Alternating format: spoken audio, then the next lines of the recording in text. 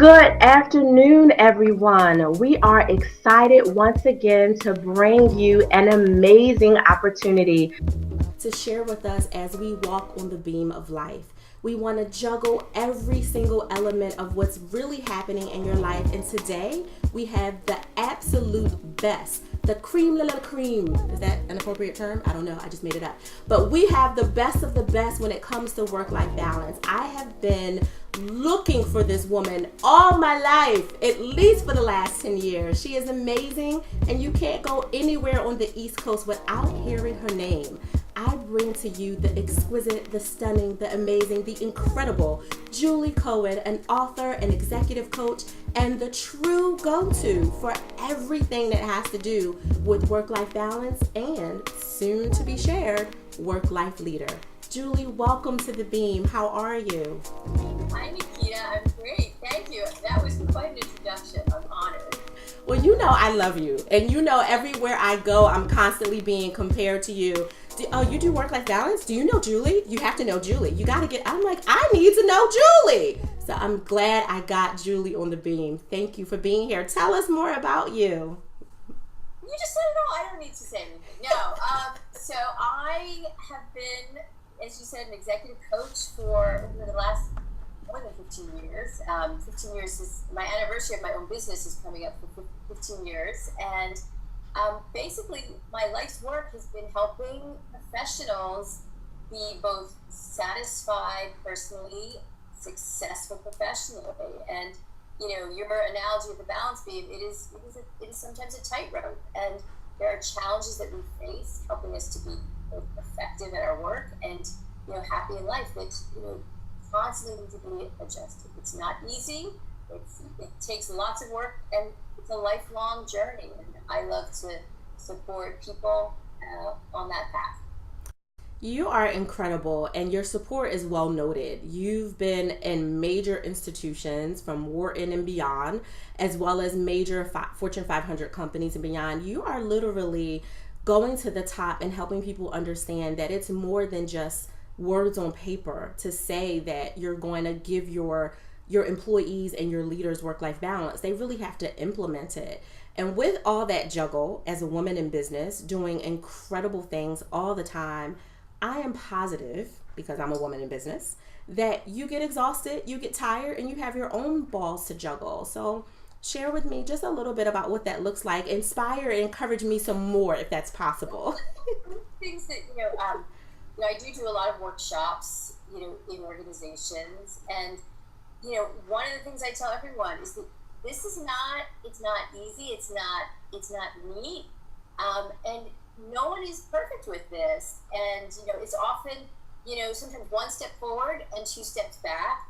And I am walking on that journey with next to everyone that I am serving. I am a mother of a almost 13-year-old boy. I'm a wife. I'm a sister. I'm a friend. I'm an active community member. And, I like to do other things too. My to-do lists are always too long. My office, if you can see behind me, is always too messy. There's things I have to let go of that I don't like to. And, and there's things that I do that, make me satisfied every day. So even in the mess, I like to make sure that I'm focusing on, what's important to me today, sometimes tomorrow, and not trying to worry too far ahead, and always not trying to worry about, what's happened in the past.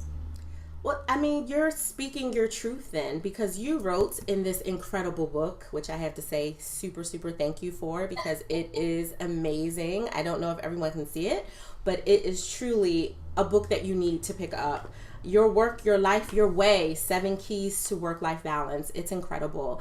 And in that, you talk about 7 keys, but some of those things include designing reasonable expectations. And that's what you're setting for yourself. Like, okay, my desk isn't quite as, clean, prim, and proper as I would prefer it to be, but it's your way of working. And if this is your process and it works for you, why take time out of all the other things that you're doing and add another ball to the list on a day where it's not necessarily basically necessary, to not overuse the word. It doesn't mean you don't clean your desk, and it doesn't mean you don't reorganize yourself and go through seasonal cleaning periods. But the fact that you're saying, this is who I am and this is how I work best, and I'm still dominating, so does it really matter? Well, it's funny. So you bring up a lot of great points.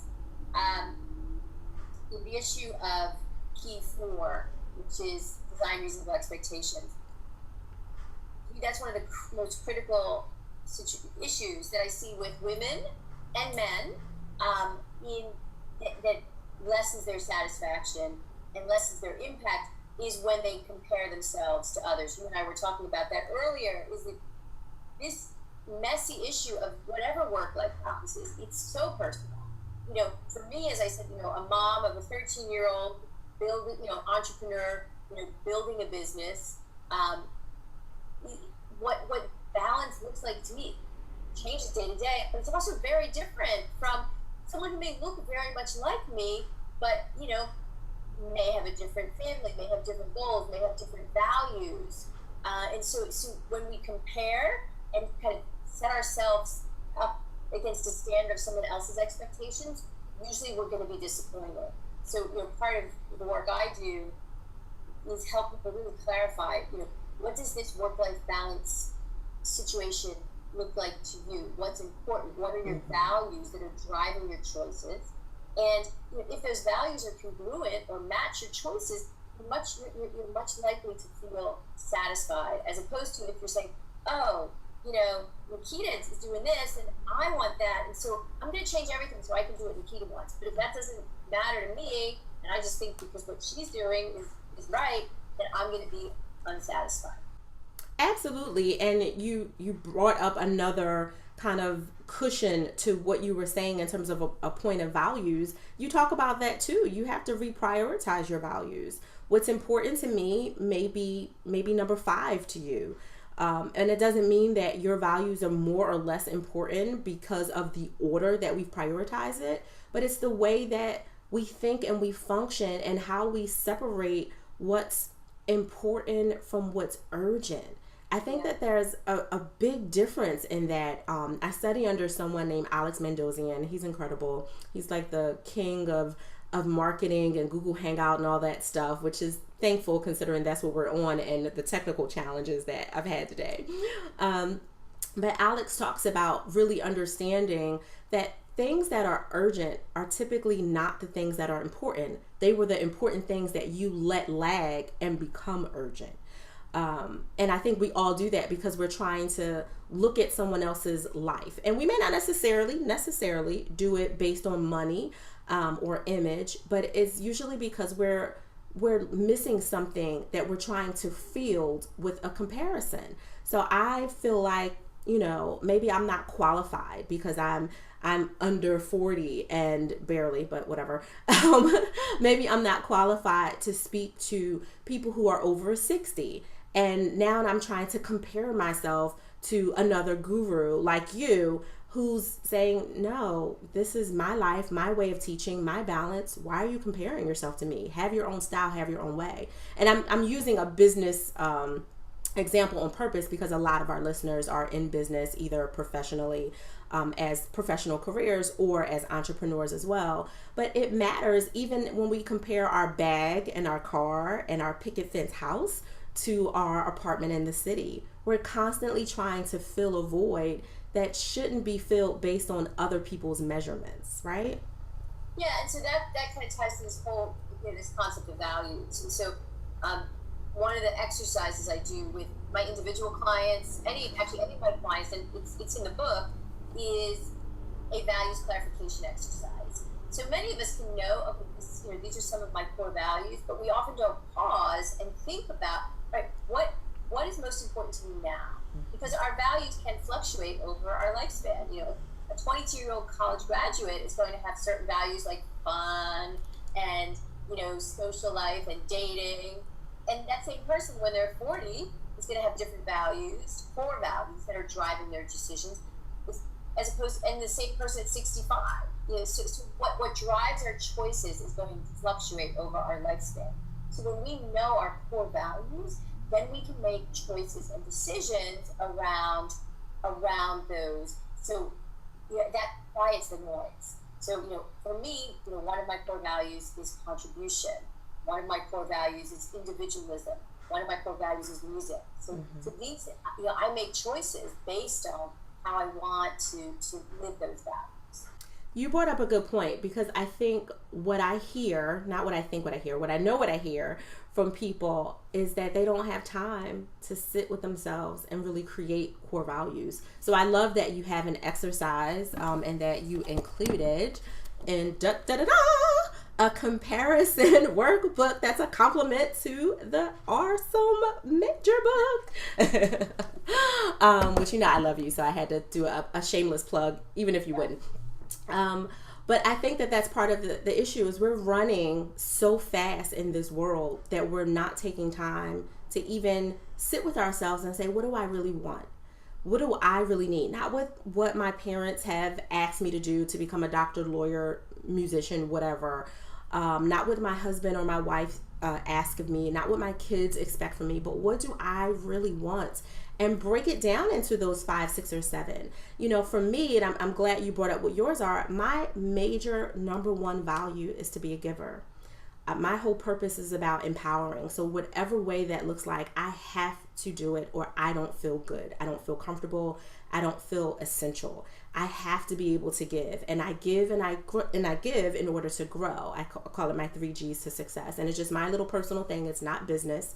It is all me. It's the first principle in my business is to give, grow. So we tithe off of all of our money into some charity, some organization. We donate somewhere, somehow. Every event I do gives a percentage to something that's doing good. And it's not about corporate initiative. It's not about other people saying, oh, Thigpen's professionals really, gives and they help. It's all about Naketa in that moment, because that is a core value for me that I sat with myself and actually said, what do I want?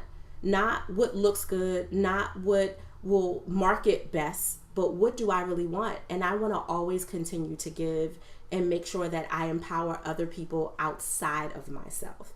But I'm sure you come into that with these high-level CEOs, CMOs, CFOs, and other CXO level people that just haven't slowed down to give themselves time to think about those core values. Do you feel like it's tied to maybe their money mindset and feeling like they can't spend any time on themselves because it's going to interrupt their flow of money? No, so I work with people at all levels of organizations, and I think, I don't see it as an issue of money. I see it as an issue of time. Okay. Most of the people that I, work with, time is their most valuable commodity. Mm-hmm. And, obviously time ties into money, if we're working and we're contributing and we're creating and we're adding value to, whether it's our business or our organization, that, often a concrete reward for that. But, it's this precious commodity of time that often gets us frustrated, because there's limits, and we could be working 24/7, and so that's where it's having to know your values. Where do I want to best spend my time? I could work 20 hours a day. I need more than 4 hours of sleep, but some nights I wake up and that's all I get. But I choose not to work 20 hours a day. That's not how I want to live my life. I want my work to have boundaries, because I want to have quality time with my husband, my son, my friends, my community. I want to develop myself.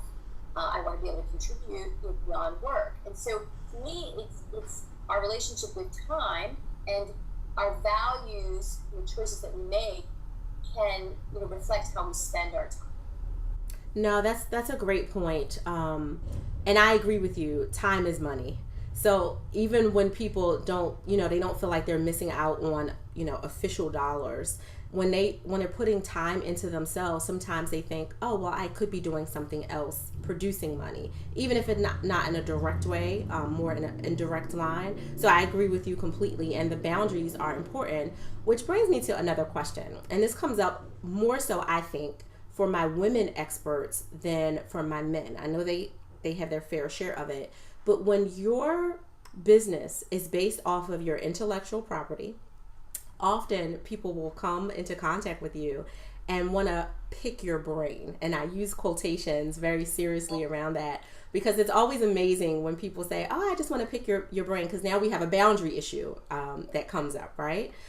There's nothing wrong with getting an idea or a feel for if you can serve someone, or if you need to redirect them to a valuable resource you have, which I think is important for us to all stay in alignment, because who I could serve on the surface with their problem that they delegate might actually be better served by you. So having a good network of connectors and reliable resource people is always essential. And you don't know what people will need if you don't give them time to tell you. But often those conversations will turn into them actually trying to get a not so complimentary session from you that you actually charge for. So how do you deal with that? So, similar, you talked about the giver concept. I believe it's good karma to respond to everyone who inquires, with me. I still, I have an assistant, but I still respond to all my emails. And, maybe that won't be the case someday, but right now that is really important to me. I return all phone calls. If someone takes the time to reach out to inquire, I want to connect with them, because from a business standpoint, I believe all connections are good connections. Absolutely. And so I always try to serve those connections, knowing that that may I do it because I love it, and those relationships matter over my lifespan, and the people I know can help other people that I know, and I love connecting good people to good people. And with that, the busier I've gotten over the years, I don't work with every client who reaches out to me. And so, when I know I can't give that person what they need, it's critical that I connect them with someone who may be more appropriate. So, again, I've never, fortunately, I haven't seen many people over the years who feel like they're takers. They've come to me to take. So, I think if that happens, one thing that I'm very good at is I'm very assertive, and I can set boundaries very well. That's one of the 7 keys. Key 2 is create boundaries, and a lot of people are challenged with that. That is one of for most of the keys. There should be 2 or 3 we're really good at, and there's 3 or 4 that we're challenged with. Right. Setting boundaries is one I'm really good at, and so I can have that conversation in what I think is in a really compassionate way, saying, yeah, I understand this is what you need, and right now I can't provide that, and here's someone and so it's not saying I don't want to give you this. It's right now I'm not able to do that the way I'd like to, so it's having that language to have that conversation in an assertive way that respects that person, but also respects what my limits are, because I'm never going to say yes to something if I can't do it to the way that I want to do it. Absolutely. And you hit the nail on the head, exactly where I was going with that, with having the language, right? We need to build those repertoires and those stores of having a very firm no and a very open yes that's final. Don't say yes to something that you really don't want to do or can't do, because now you're working in a spirit of regret, which I don't think is fair to yourself. First of all, it's not fair to you, but it's also not fair to the person that you're supposed to be trying to help by saying, oh yeah, I'll do that, and sitting in hesitation. Why did I add that to my list? I have so much else going on. And now you're not present in the moment. So you raised such a good point with just highlighting the fact that you need to have that language, and it starts with stepping outside of yourself, shameless plug, and just making sure that you have resources to use and to pull on when you feel like you're lacking some of the words, the verbiage, the know-how, the tips, the tools to get there. It's just so important to build that for yourself, whether it's downloading a book, purchasing a book, going to a workshop, which I value in-person conferences, seminars, workshops, and training so much, because I pull off of energy, and it's just really good to be in the moment, but that's not always feasible for everyone. So I implore those who are listening on the balance beam, who may be lacking some of that language and feel stuck, to reach out to Julie to say, hey, Naketa, who is that Julie awesome lady that you had? I need her. I need to get in touch with her because I'm missing some language. I need some help. It's okay to ask for help, even if you're the helper.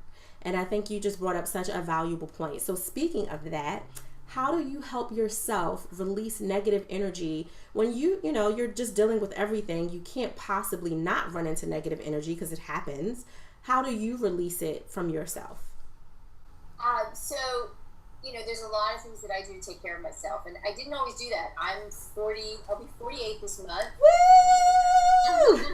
And,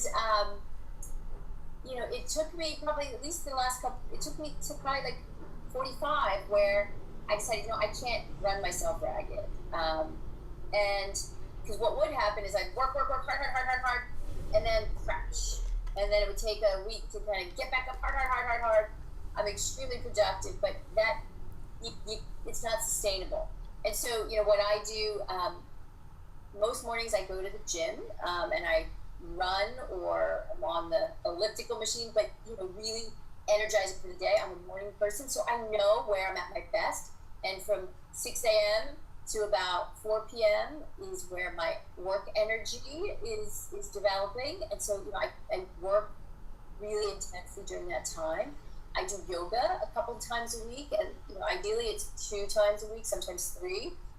And that centers me because my head is always going, because I love my work and I love my environment. I'm always thinking of, new things and new ways I like to, connect with people. But if I don't slow my head down, that energy, the positive energy, too much of it, becomes the negative. And so, the yoga, is both good for me physically, and it slows my mind down. I try to meditate a couple of times a week, again, where I just am present. I focus on now, and pause and step out of the busyness of life.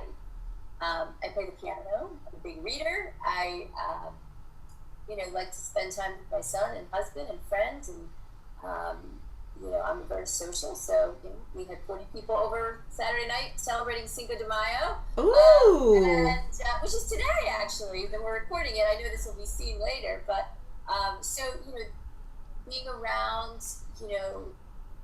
people, warm, caring, fun, creative people gives me energy, and so I try to do that as much as possible too. And I'm a big reader, so those are some of the many things. And I'm always trying to learn something new. I like to do puzzles.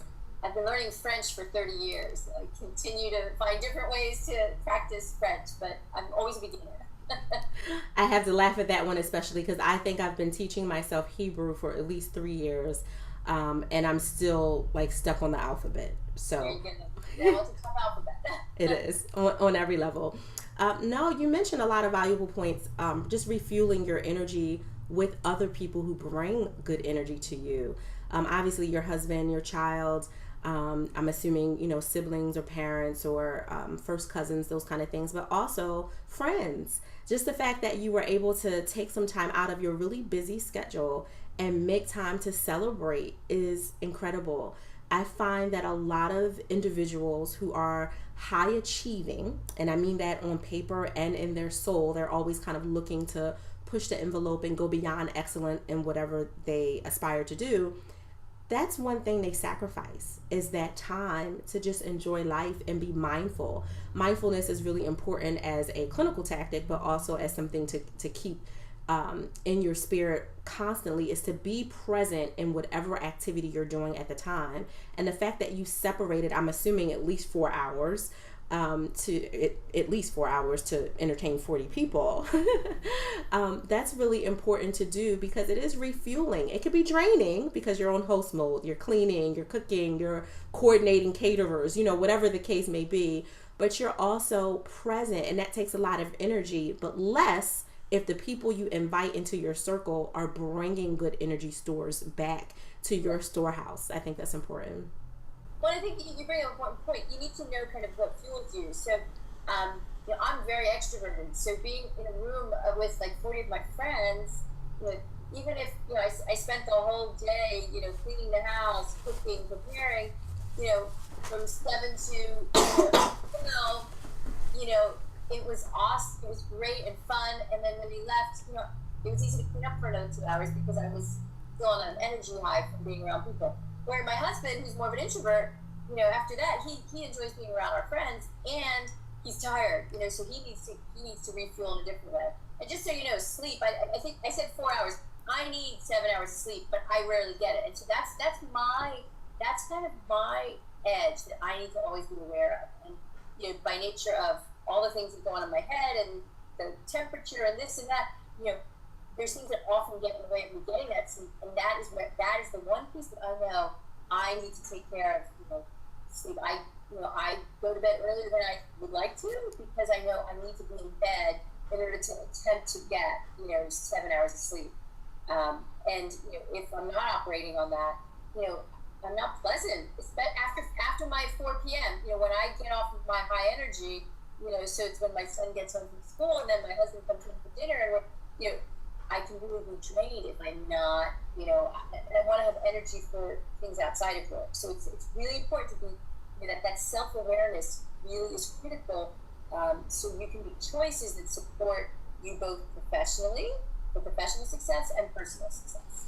No, Julie, you raised such an interesting point. I often ask people what's their take over the time of the world, time of day, which is that high energy. For you, it's 6 a.m. to 4. One of the struggles that I think people are facing now with multiple jobs,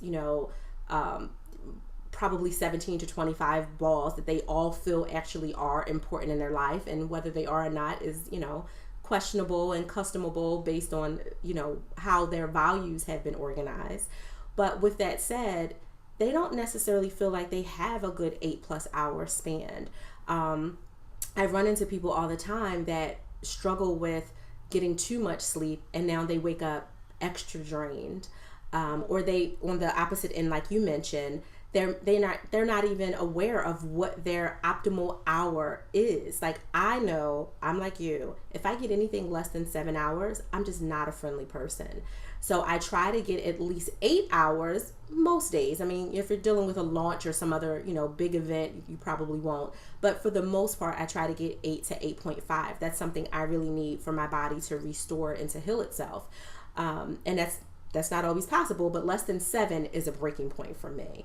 And people don't know that about themselves because they're going off of, they went to sleep at 10 o'clock, but they only got 2 or 3 hours of sleep because they tossed, they turned, they couldn't shut their brain off, like we talked about earlier. They couldn't turn it off to just calm down. They're still working inside their mind, so they wake up with no energy, and now they have very little values set aside because they haven't even had time to create what their core values are. And then for some, they're going into organizations, and you talk about that a little bit in your book, when you talk about the disorganization that's happening in the organizations that they go to. They're like, how can I gain balance when I go to work and everyone around me is unorganized? Now, if it's your business, that's a completely separate issue because you're creating that culture. But if you're a part of someone else's business, which is incredible in of itself to be a part of someone else's vision, but you feel like it's very unorganized, very uncomfortable, but you're feeling like a really small element of help in this big dark room, and you feel like your light isn't bright enough. How do you gain organization and balance for yourself inside of an organization whose culture is set to be so disorganized, dysfunctional, maybe lacking trust, morale issues? There's so many things that run into that clutter. And I know you talk about it a little bit in your book, but you raised that point when you mentioned what you need for yourself to get your takeover time of the world. But then you have that, and now you go into a world. You and I create our own because we run our own businesses. But many people go into another world where they feel like, what was the point of having energy? Because then I just ran into a block. What do you say to those people? Well, so you bring up the issues that fall under it's key 6. It's navigate an unbalanced organizational culture, and it's challenging because many of the people I interact with, they do work in another organization. Another company, a corporation, a nonprofit. They spend a large quantity of their time, each week there doing their work. again, they're paid. It enables them to, live a lifestyle or contribute in the way they want to contribute. And if that culture, that organization, by culture I mean operating rules, how and they're written and unwritten operating rules. So sometimes there's cultures of organizations that aren't, it's not a written rule, but everyone acts a certain way. For example, people respond to emails at 2 a.m. I have, clients, my boss sent me an email at 2 a.m.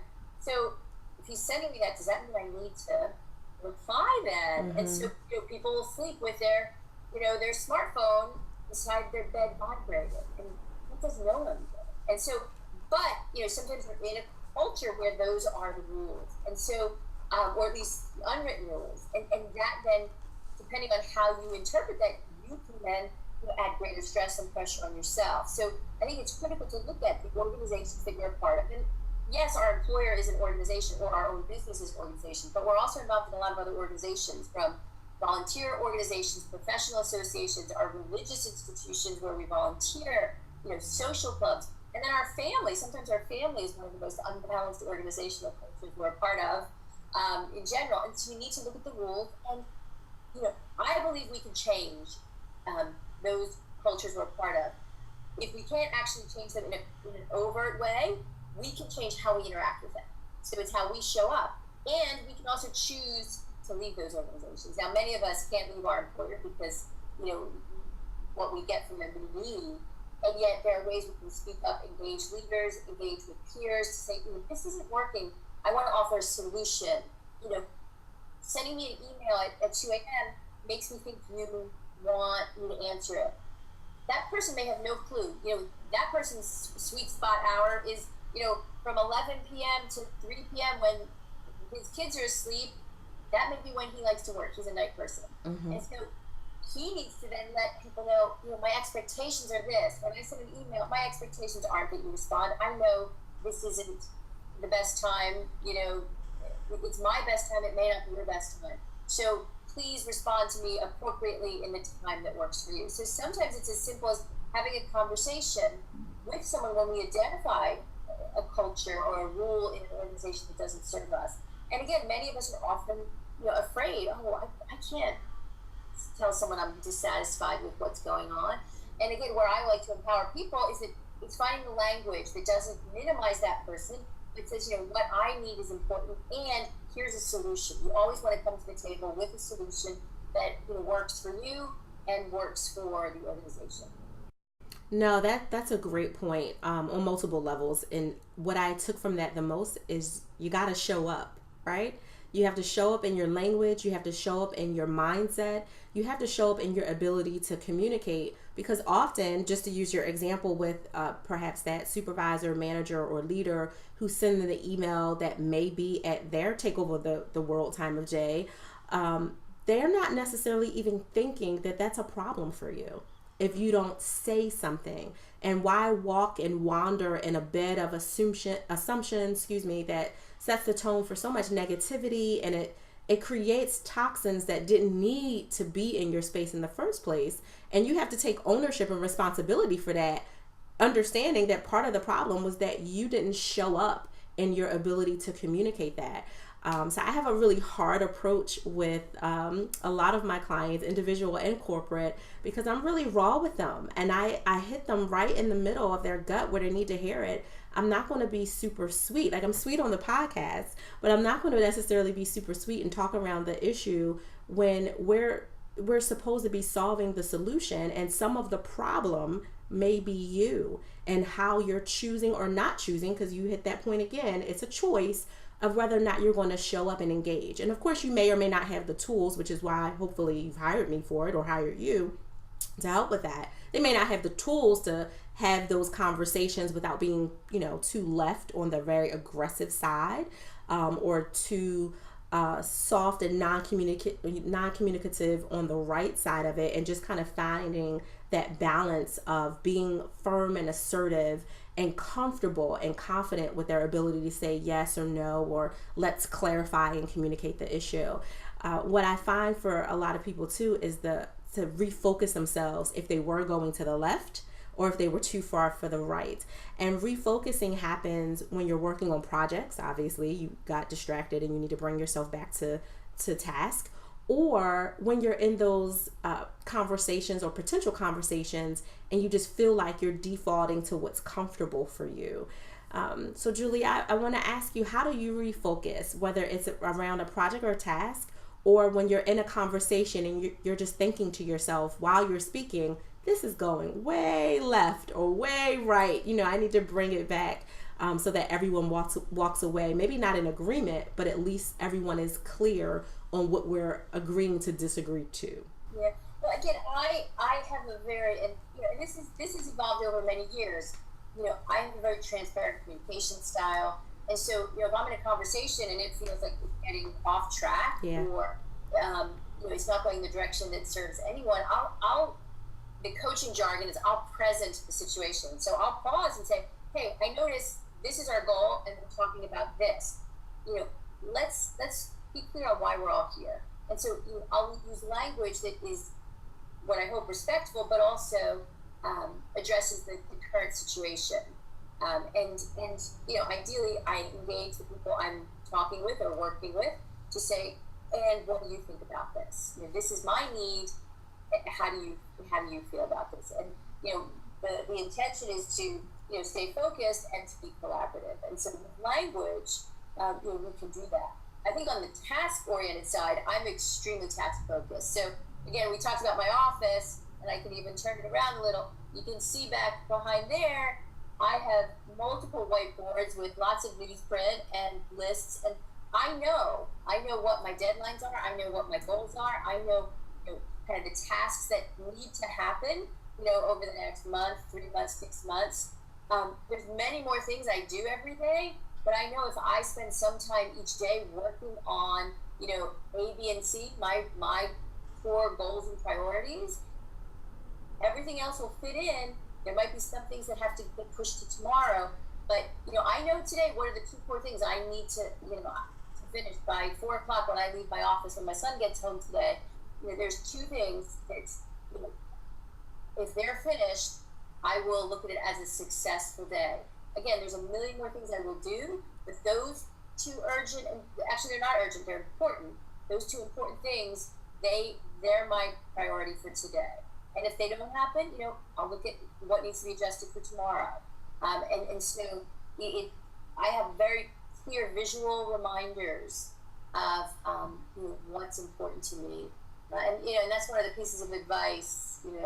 I often get asked, okay, what kind of advice would you give? And I'm actually not necessarily in the business of giving advice. I'm in the business of helping people find their own answers. But because I get asked that a lot, I always say, know what's important and know the big picture important, but also know the daily important, because that's often, that gives you the boost. I got those things done. Yeah, I had 60 things on my to-do list, which you're never going to get done. But those 2 important items, I hit it out of the park on those 2, and that then can keep you moving to the next step. That I think we are a great triad, because there's and you probably heard of him, Darren Hardy from he's the publisher for the Success magazine, incredible gentleman. He talks a lot about your core vital functions and knowing to kind of basically stay in your lane with that. Although there are lots of other tasks, miniature tasks that don't even, get written up on the board. They don't even have a visual space that you make room for them, but that they are kind of par for the course for this other project area to get done. Those things have to be pushed over so you can concentrate on your example, the 2 that might have been, or 3 that are absolutely essential for this day, week, or month, in order for everything else to go through. Because those are the 2 or 3 things that are vital to your business. They're vital to your life. They're vital to your core values. Just to play on some of the language that you used earlier today. And it's really important that we stay focused there, not to kind of remove the fact that the other miniature minor tasks need to be done. They do.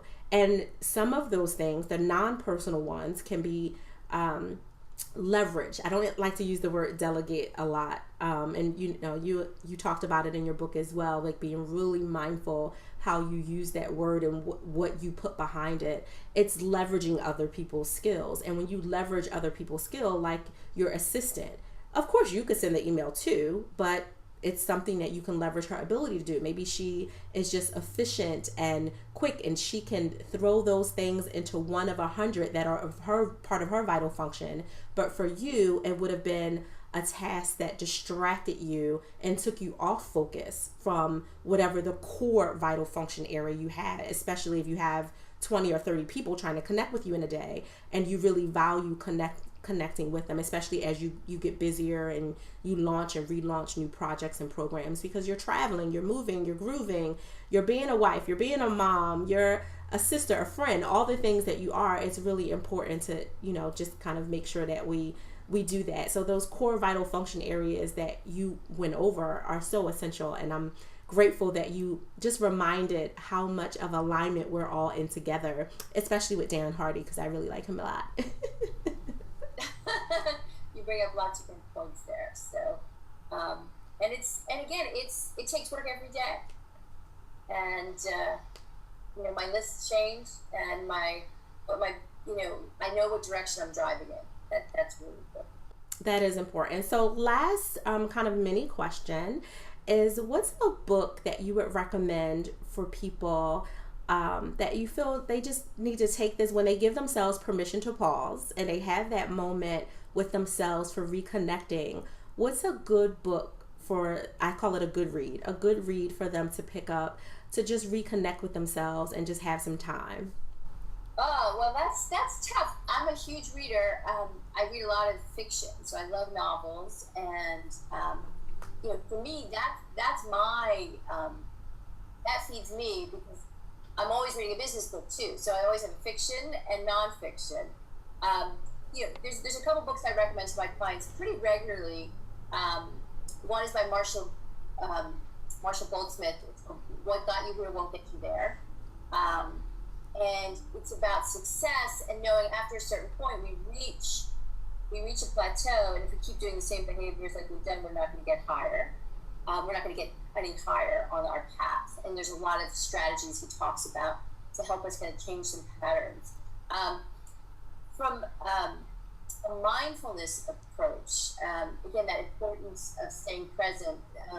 There's an author I like all of his books. His name is John Kabat-Zinn, and he is kind of one of the founders of the mindfulness movement around managing your stress by being present. And there's two books that I recommend from him. One is called Full Catastrophe Living, and the other one is called Wherever You Go, There You Are. And it's kind of an introduction to meditation.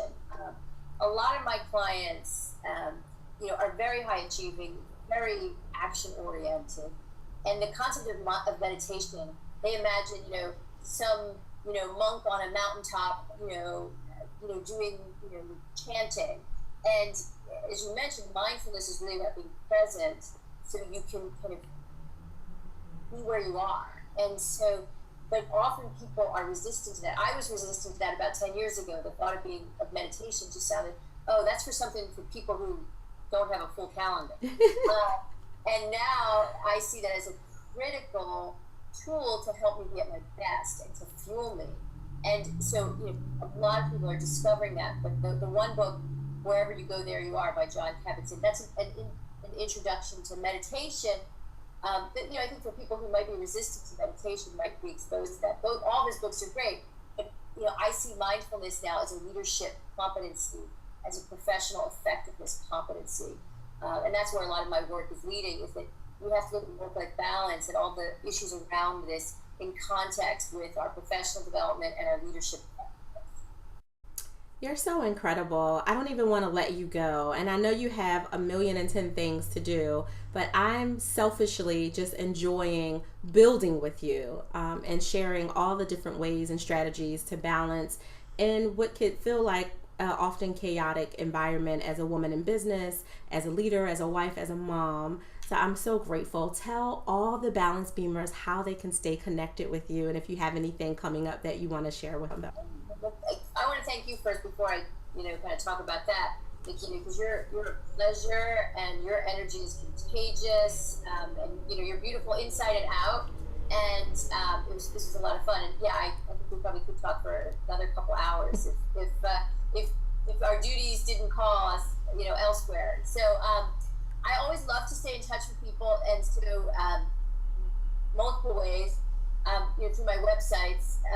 The easiest way to email me, I have many emails, but you can email me, Julie at the number 7keys.com. It's part of my book title, 7 Keys to Work-Life Balance. So Julie at 7keys.com. But you can find me online. I have a very active Facebook page where I talk about career topics, work-life balance topics, leadership topics, and try to engage people by sharing information and dialogue around these issues that I'm very passionate about. And that's just Facebook / the number 7 keys.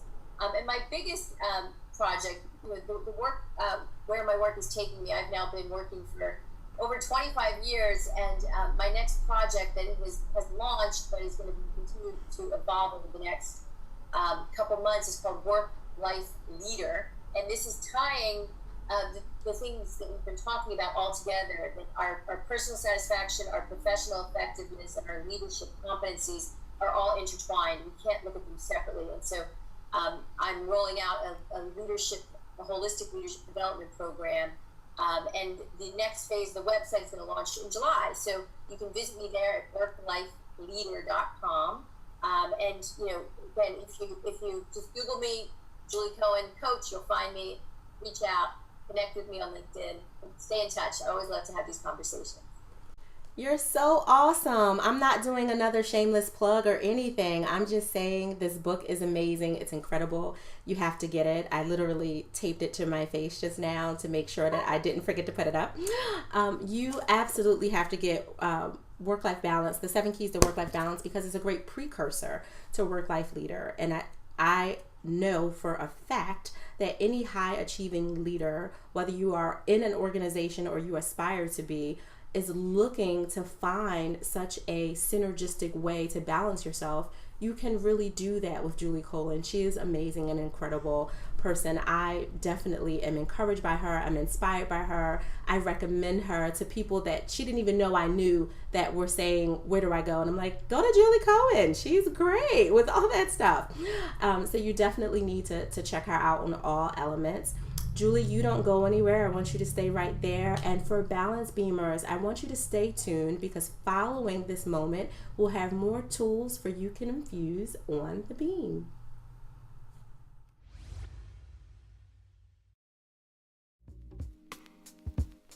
Welcome back to another empowerment moment just for you. I want to take a moment and really have you reflect on something. We all are inspired and aspire to be like people that typically inspire us, right? Well, sometimes that gets us into this place of competing, especially if we are inspired by someone we aspire to be like. And in that, we see ourselves building and molding different realms of ourselves to simulate the best parts of that person. Well, I have news for you. You don't compete with anyone but you. And you compare yourself with the next level of you. Where you're going is who you're trying to become. That's what you compare. What do I look like now? Where do I want to go later? And how can I get there? What's different about my process now? My systems, my mindset, my thinking, my relationships, my support circle. What needs to change so I can get to the next level of myself? Not comparing to those other amazing, incredible people that inspire me. Not comparing myself to people who may not necessarily be on that level, and now I find myself feeling entitled to propel myself above them. The levels are not about getting ahead of other people. They're literally about challenging yourself to your next level of greatness. You have to go to where you want to become, but you'll never get there if you're comparing yourself to anyone else but you. I hope you enjoyed this empowerment moment.